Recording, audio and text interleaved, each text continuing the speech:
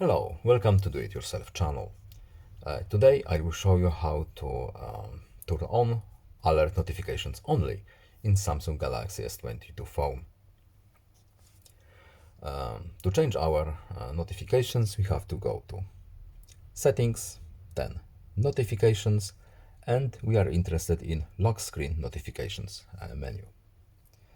Here we have notifications to show.